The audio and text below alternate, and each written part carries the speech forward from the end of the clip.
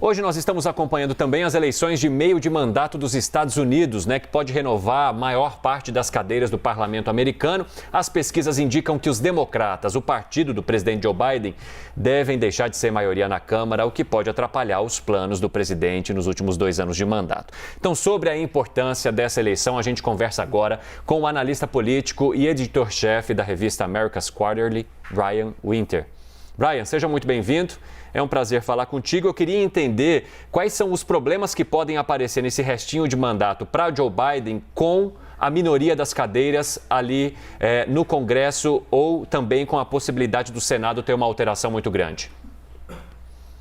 Bom dia, obrigado pelo convite. Veja, nós aqui temos um país muito polarizado, pesquisas que talvez não dá para confiar muito e não sabemos se todos os candidatos vão aceitar o resultado. Acho que é uma realidade que os brasileiros vão entender do que estou falando, né? E é um panorama incerto para o presidente Biden, porque se os democratas perderem controle das duas câmaras, o que é uma possibilidade real, basicamente, muita gente vai achar que o governo Biden acabou. É um presidente que tem 78, 79 anos. Não sabemos se será candidato para um segundo mandato. E temos a sombra da possível volta do Donald Trump, que deve anunciar a sua candidatura nos próximos dias. Então, é um panorama complicado, viu? E diante desse cenário, se de fato, Brian, tiver o anúncio da candidatura de Donald Trump para a próxima eleição, ele entra fortalecido? É uma boa pergunta. Eu não sei se ele entra fortalecido, porque ele tem um rival, né, que é o governador da Flórida, Ron DeSantis, que é jovem, tem 44 anos e pode ter a mesma ideologia, ou quase a mesma ideologia que o Trump, mas sem a bagagem que o Trump traz, né? O Trump tem uma rejeição forte entre o eleitorado americano, muito apoio entre os republicanos, claro, mas os independentes, que sempre são a chave para qualquer eleição, realmente não gostam dele. E os republicanos, de fato, estão se beneficiando, de certa maneira, da relativa ausência do Trump durante essa campanha. O Trump está presente, ele está falando, mas não é o foco nessa eleição. O foco é inflação, que é maior aqui nos Estados Unidos do que no Brasil, insegurança nas grandes cidades. O foco não é o Trump neste momento. Se o Trump voltar... Puxa, acho que tivemos um problema com a comunicação ali do Brian Winter. Já nós voltamos a conversar com ele, né? Nós estamos acompanhando, então, essas eleições de meio de mandato nos Estados Unidos. Opa, pode voltar para cá.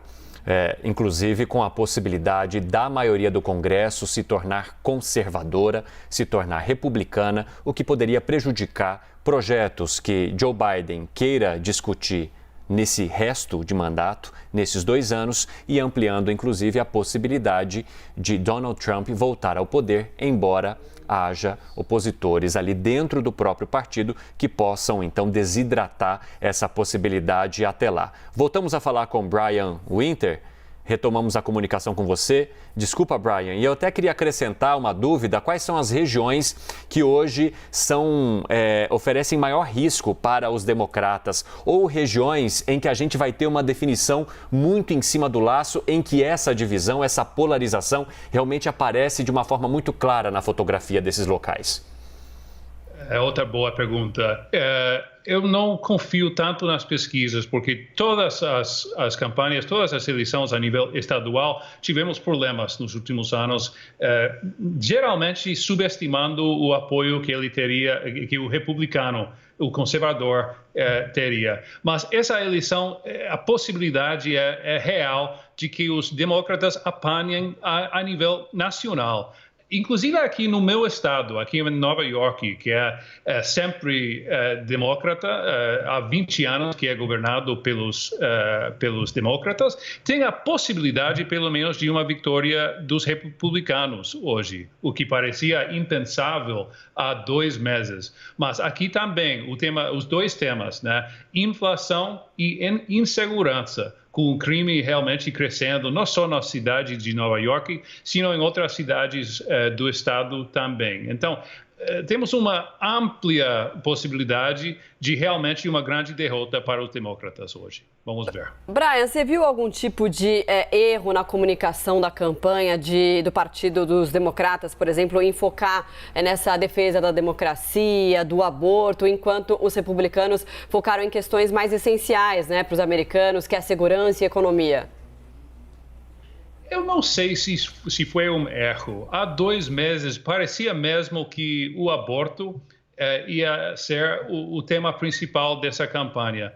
Mas os temas do bolso sempre geram grande impacto. Eu acho que também tem um certo cansaço entre o americano médio com esse tema da democracia. Infelizmente, ao meu ver. Mas é impossível falar em eleições consecutivas, que é a eleição mais importante da nossa história, que é a linha que Biden usou várias vezes, que estamos votando entre a democracia e o fascismo.